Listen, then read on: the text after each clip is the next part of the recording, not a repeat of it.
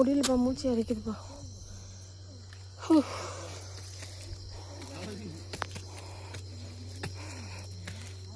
Recent டைமாக நான் போன கோவிலில் இதுவும் ஒன்று த பெஸ்ட் ஃபாரஸ்ட் எக்ஸ்பீரியன்ஸ் உள்ள கோவில்னு தான் சொல்வேன்.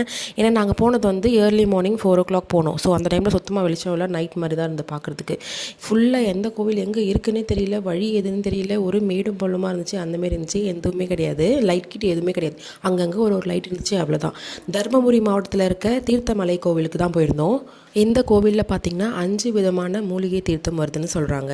அந்த தீர்த்தத்தை நம்ம குளித்தாலும் சரி குடித்தாலும் சரி தீராத நோய்கள் தீரும் என்றது சொல்கிறாங்க. அது மட்டும் இல்லை, கல்யாண பாக்கியம், குழந்தை வரம் வேண்டி நிறைய பேர் நிறைய வேண்டுதலோடு வந்து இங்கே வேண்டிட்டு போகிறாங்கன்னு சொல்கிறாங்க. அது மட்டும் இல்லை, எல்லாமே நடந்திருக்கு.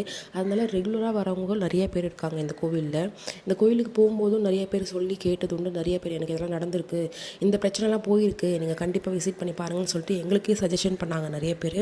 அண்ட் இந்த கோவில் நீங்கள் விசிட் பண்ணணும்னா நீங்கள் நடந்து தான் போயாகணும், எந்த ஒரு வண்டி வசதியுமே கிடையாது. அண்ட் மார்னிங் டைமில் போனீங்கன்னா கொஞ்சம் ஈஸியாக இருக்கும் போகிறதுக்கு. நீங்கள் நைட் டைமில் இந்தமாதிரி ஃபாரஸ்ட் எக்ஸ்பீரியன்ஸ் பண்ணணும் அந்தமாரி டைமில் போனீங்கன்னா நீங்கள் இந்தமாரி விடிய கால டைமில் இல்லை நைட் டைமில் கூட ட்ரை பண்ணிக்கலாம். ஆனால் பெஸ்ட் நீங்கள் மார்னிங் டைமில் போங்க. அண்ட் ஃபைனலி நாங்கள் கோயிலுக்கு வந்துட்டோம். கோயிலுக்கு வந்தோடனே மேலே வந்து இப்படி பார்த்தீங்கன்னா இந்தமாதிரி தான் இருக்கும். இதுக்கு மேலே ஏறிட்டு ரைட் கட் பண்ணால் ஒரு சிவன் கோயில் இருக்கும், பக்கத்தில் வந்துட்டு சாமி புத்துலாம் இருக்கும்.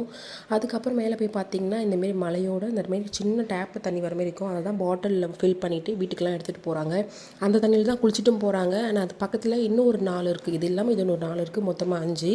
எல்லாத்துலேயுமே எடுத்துகிட்டு போகிறாங்க. ஆனால் பட் நாங்கள் போன நேரம் இந்த ஒன்றுத்தில் மட்டும்தான் வருது. நீங்கள் எந்த சீசனில் போனாலும் இந்த அளவில் தான் தண்ணி வரும். அண்ட் நாங்கள் அவ்வளோ ரெஃப்ரெஷிங்காக இருந்தது குளிச்சதுமே. தண்ணியுமே அவ்வளோ டேஸ்ட்டாக இருந்துச்சு. எங்கேருந்து அந்த மூலிகை வாசனை வந்துச்சுன்னு தெரியல. நாங்களும் தீர்த்தம் பாட்டிலில் ஃபில் பண்ணிவிட்டு வீட்டுக்கு எடுத்துகிட்டு வந்துட்டோம். உங்களில் யாரெல்லாம் இந்த மலை கோயில் போயிருக்கீங்கன்னு கமெண்ட் பாக்ஸில் கமெண்ட் பண்ணுங்கள். அந்த சேனலை மறக்காமல் சப்ஸ்கிரைப் பண்ணுங்கள். நெக்ஸ்ட் ஒரு வீடியோவில் பார்க்கலாம்.